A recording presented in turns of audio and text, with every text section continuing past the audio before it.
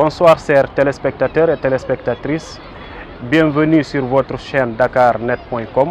Vous êtes ici en direct avec Cheikhou Diallo sur votre émission Sen Guinée. Nous avons le plaisir d'accueillir le collectif La Guinée que nous voulons sur ce premier numéro. C'est un collectif qui nous a présenté cet ouvrage collectif intitulé La Guinée que nous voulons, une contribution citoyenne au débat public national. Nous avons le plaisir de vous accueillir, M. Alpha Omar. Merci, M. Cheikh. M. Ba Mokhtar, bonsoir et merci à vous. Parlez-nous du collectif La Guinée que nous voulons. Comment c'était le projet, comment l'idée de ce projet est venue en vous? Merci vraiment, M.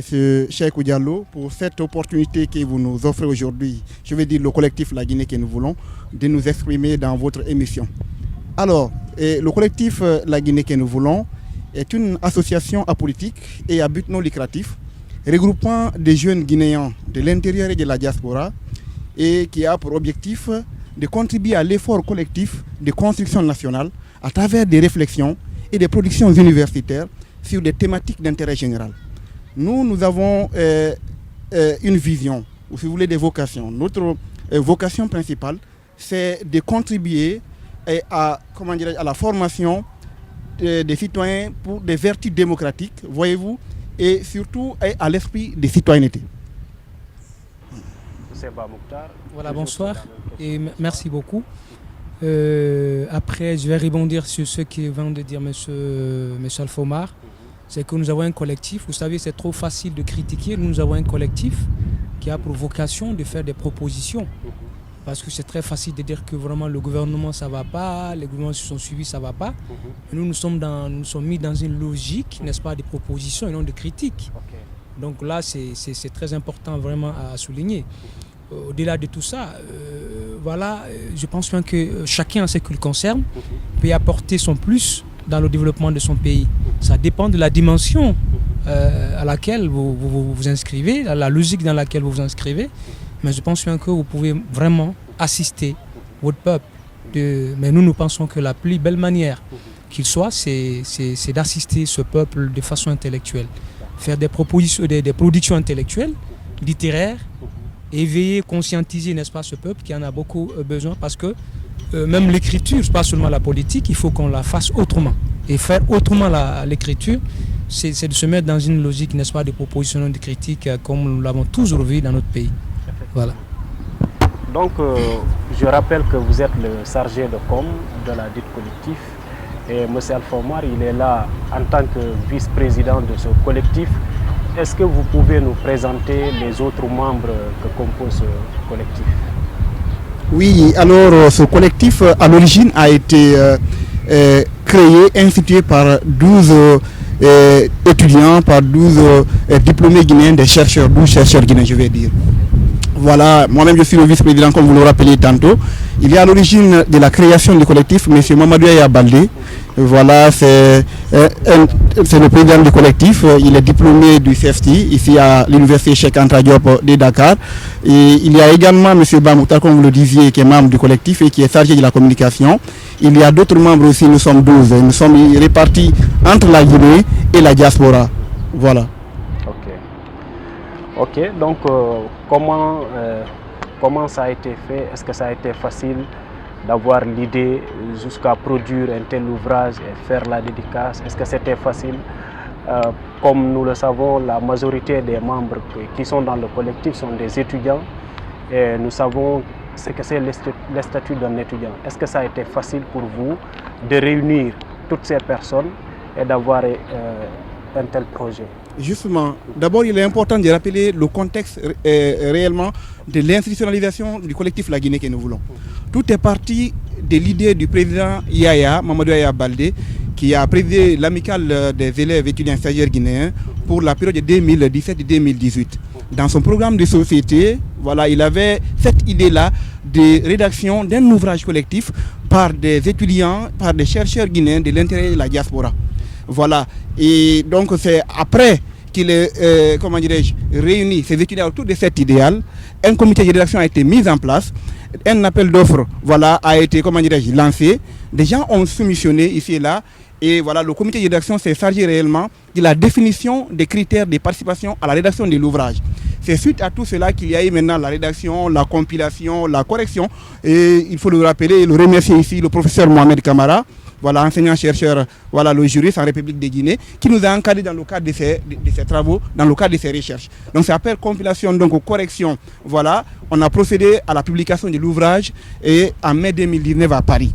Et suite à la publication de l'ouvrage en mai 2019 à Paris, nous avons procédé ici même à Dakar, à l'université Cheikh Anta Diop, voilà, par ce qu'on appelle, on a procédé à la dédicace, justement, à la dédicace. C'est après la dédicace qu'on s'est retrouvé pour nous dire, effectivement, aujourd'hui, il y a un besoin en Guinée d'institutionnaliser un collectif de jeunes qui se spécialisent dans la recherche universitaire, dans la production, dans la réflexion, pour vraiment répondre aux mots qui se posent aujourd'hui à la Guinée. En termes de production, M. Bamouta le rappelait, des articles, des ouvrages, comme cet ouvrage que nous avons produit ici, des publications, voilà, des articles sur voilà, des sites dédiés et spécialisés. Voilà un peu, comment dirais-je, l'origine de ce collectif, la Guinée que nous voulons aujourd'hui. D'accord. C'est Mokhtar, que vous avez quelque chose à dire. Comme il a rappelé, ça n'a pas été du tout facile, vous le savez déjà, comme vous le constatez. Et produire comme ça une telle œuvre avec 12 personnes, réunir tout ça, vous savez, c'est du travail, la gestion humaine.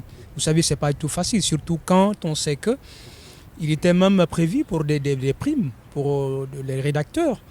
Et cela n'a pas découragé vraiment les gens parce qu'ils voyaient l'ampleur, n'est-ce pas, de la situation. Parce que ce qu'il faut retenir, c'est qu'on n'a pas besoin d'être payé encore une fois pour faire quelque chose pour son peuple.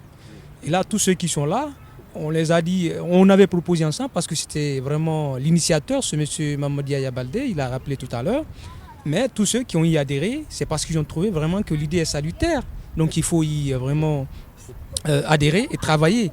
Donc, sur votre question de savoir si ça a été facile, ça n'a pas été facile, mais quand même avec le courage, la bravoure et l'engagement de tout un chacun, l'engagement physique, l'engagement intellectuel et surtout l'engagement citoyen de tout un chacun, on est quand même parvenu à produire quand même ce livre que j'invite tout le monde à lire parce qu'il n'y a que des propositions dedans et nous avons touché pas tous les secteurs, mais la majeure partie quand même des secteurs importants pour vraiment le décollage économique et social, politique d'un pays. Nous avons quand même abordé ces sujets dans ce livre, je pense bien que. Et c'est très intéressant vraiment de le lire. Et nous invitons quand même tout le monde à aller dans la même lancée. Voilà. Michel Fomar, après la dédicace, l'étape c'était de partir en Guinée et de présenter l'ouvrage le président de la République et à l'opinion nationale. Et ça n'a pas été fait. Et on peut savoir quelles sont les raisons ou bien quels sont les obstacles qui sont liés à cet échec de ce projet. Merci M. Cheikou. Comme vous pouvez le savoir d'ores et déjà, la réalisation d'un tel projet, je vais dire d'un projet aussi ambitieux que vraiment la rédaction d'un ouvrage collectif, la Guinée que nous voulons, peut être émaillée ici et là de difficultés. C'est à de telles difficultés que nous autres avons été confrontés. Parce que, je le rappelle ici, l'idée de départ était non seulement la rédaction d'un ouvrage qui touche vraiment du doigt les mots qui gangrènent aujourd'hui notre société en Guinée. Et surtout, comme le rappelait tantôt M. Bamoukhtar, d'être un cadre, c'est-à-dire d'apport de solutions. Mais également, l'idée, c'était, après la publication de l'ouvrage, et la dédicace ici à Dakar, c'était aussi de procéder à une vulgarisation au pays. Et cette vulgarisation devait commencer par la présentation symbolique de l'ouvrage au chef de l'État. Ensuite, aux institutions républicaines et les autres institutions opérant en République de Guinée, avant enfin de rencontrer ce qu'on appelle les responsables des partis politiques, les mouvements de la société civile, par extension, si vous voulez, la classe politique guinéenne. Et surtout, nous avions aussi prévu d'aller dans les universités, faire, la tournée à travers les universités du pays pour présenter l'ouvrage aux étudiants, pour leur dire réellement aujourd'hui qu'ils doivent s'imprégner des mots et qui gagneraient leur société, s'engager à juste titre par des réflexions, par la pensée universitaire, par la production des articles, par ce qu'on appelle la rédaction des ouvrages. Cela a été prévu au départ. Mais nous avons fait la première étape, et il est vrai, comment dirais-je, du projet. Nous avons rédigé l'ouvrage, nous avons procédé à sa publication. Et là, il faut saluer l'action du ministère de l'Enseignement supérieur, à travers le ministre Yero, réellement qui nous a épaulés de ce point de vue, qui nous a permis réellement de faciliter la publication de l'ouvrage à Paris, son impression et son acheminement voilà, sur Dakar, sur la Guinée, réellement. Mais la vulgarisation, encore une fois, n'a pas été faite. Nous avons adressé ici et là, comment dirais-je, des correspondances aux institutions, à certains responsables qui ne nous ont pas encore répondu. Mais pour autant, nous gardons le cap. Nous maintenons le cap parce que nous sommes déterminés à informer le peuple de Guinée sur ses droits. Nous sommes déterminés à sensibiliser, à mobiliser l'opinion publique autour des questions, des thématiques d'intérêt général. Cheba Mokhtar, vous avez entendu ce que le vice-président vient de souligner. Est-ce que je peux croire que le voyage en Guinée a avorté parce que vous n'avez pas eu de soutien de la part des autorités guinéennes? Bon, nous avons écouté avec intérêt ce que vient de dire monsieur le vice-président, monsieur Alpha-Omar Diallo. Nous pouvons dire d'une part, ça a été le problème financier, est un problème aussi parce que le déplacement de 12 personnes sur la Guinée, c'est pas quelque chose qui est du tout facile économiquement. Est-ce que vous avez eu des promesses de la part de certaines? Exactement, nous avons eu quand même des promesses de la part de certaines autorités, telles que le ministère de la Jeunesse, qui nous avait promis quand même le déplacement des 11 éléments qui étaient là, les 11 contributeurs qui étaient au Sénégal, sur la Guinée. Mais on ne peut pas dire qu'ils ont refusé, peut-être que le calendrier qu'ils avaient ne les a pas permis de le faire, mais pour le moment ça n'a pas été réalisé. Et nous pouvons dire en grande partie que c'est le problème économique qui a fait que nous n'avons pas effectué le déplacement. Parce qu'il faut imprimer des ouvrages, des exemplaires, aller dans les différentes universités. M. Alpha-Omar Diallo vient de le rappeler tout à l'heure, que quand on va là-bas, il faut quand même aller avec cette production-là, présenter aux étudiants. Et ce n'est pas de la parole. Il faut vraiment essayer de multiplier quand même cette œuvre-là à plusieurs reprises, à plusieurs exemplaires, pour essayer quand même de les faire lire. Ça, d'une part, les imprégner quand même de la situation qui prévaut dans notre pays, d'autre part, de les inciter à aller dans la production intellectuelle, parce que ce n'est que de la seule façon que nous pouvons vraiment trouver solution aux problèmes guinéens. Donc, ça, c'est un facteur. Le facteur économique, c'est un facteur très important. Mais le problème ne se limite pas à là seulement, parce que nous avons des différents calendriers, des contributeurs, la majeure partie de ces contributeurs, c'est des gens qui préparent le master. Parce qu'il faut le rappeler, tous les contributeurs ont le niveau minimum, c'est le master. Donc il y a beaucoup parmi eux qui préparent vraiment les mémoires. Et vous savez quand même, si le mémoire doit être digne des noms, il faut que vraiment la concentration soit là. Donc le facteur aussi calendrier personnel des différents contributeurs aussi a beaucoup joué vraiment sur le voyage en Guinée. Mais nous ne désespérons pas, on sait qu'on est optimiste que vraiment... Le voyage, il est toujours maintenu ou bien vous avez prévu d'autres choses pour le collectif? Parce que depuis l'étape de la dédicace, on n'entend plus des activités, il y avait un grand espoir. Mais depuis la dédicace, voilà, c'est le silence total. Oui, bon, vous savez, voyager en Guinée avec cet ouvrage, ça ne va jamais être avorté. Ça peut être lié aux petits problèmes, comme je viens de rappeler tout à l'heure, économique, calendrier personnel, je ne cesse de le répéter. Mais le voyage en Guinée n'est pas avorté. Le voyage en Guinée n'est pas avorté. Et ce qui a fait que tout ce temps-là, il y a eu ce mythisme, parce qu'il faut le rappeler. Nous avons dédicacé cet ouvrage depuis juin 2019 ici au Sénégal, à l'université Cheikh Anta Diop de Dakar. On n'a toujours pas eu la chance de se déplacer sur la Guinée, mais est-ce qu'ici au Sénégal, après la dédicace, vous avez organisé des activités, par exemple aller dans les universités où il y a une affluente des étudiants, par exemple présenter le projet ou bien faire l'étape avec les autorités qui sont ici, notamment l'ambassade, avec l'accompagnement de la communauté ici? Est-ce que ça a été fait? Bon, à vrai dire, parce que quand on est dans la production intellectuelle, on n'a pas droit de mentir. À vrai dire, après quand même la dédicace, on n'a pas eu à entamer ces démarches, comme on l'avait dit tantôt. Mais tous, il faut rappeler que je ne reviendrai jamais assez sur le calendrier, n'est-ce pas, des différents contributeurs, parce que nous avons débarqué au Sénégal, c'est pour les études aussi. Et voilà, si on doit faire autre chose, ça doit aller parallèlement avec autre chose.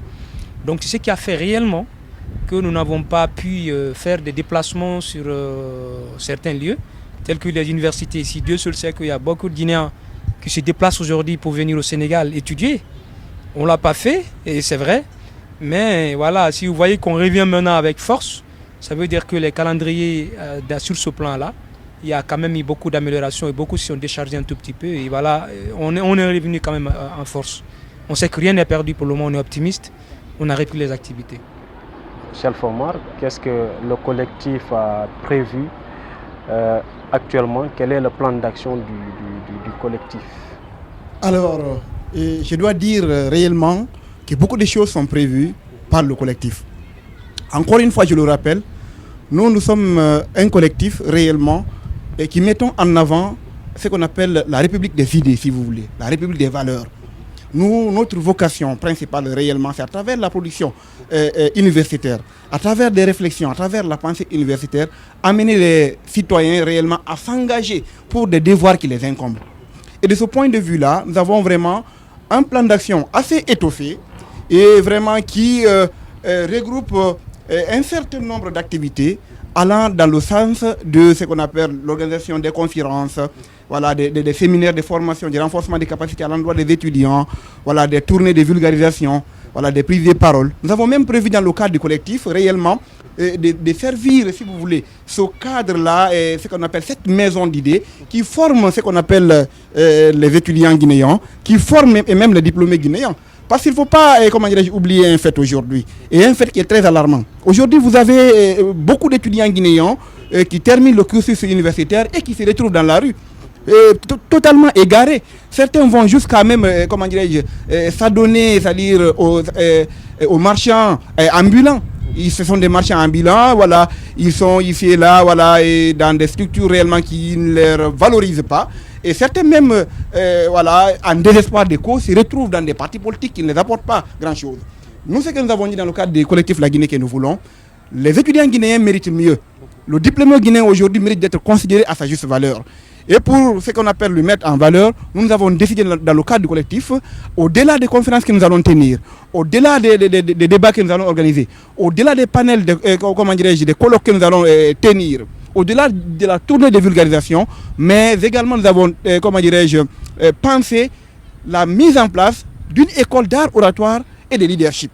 L'objectif étant de préparer réellement les étudiants guinéens qui sont diplômés, et qui ont une passion, pour les débats, qui ont une passion pour la recherche, qui ont une passion, ce qu'on appelle, pour le service globalement de la nation, d'avoir ce qu'on appelle un certain nombre d'informations, d'être outillés réellement de ce point de vue-là, pour pouvoir agir comme des citoyens responsables. Car c'est cela aussi la Guinée que nous voulons. La Guinée que nous voulons, c'est une structure qui s'emploie pour responsabiliser les citoyens, pour faire en sorte réellement que les citoyens se retrouvent, s'organisent autour d'organisations dynamiques réellement, qui soient, des structures qui œuvrent pour ce qu'on appelle l'émancipation, le progrès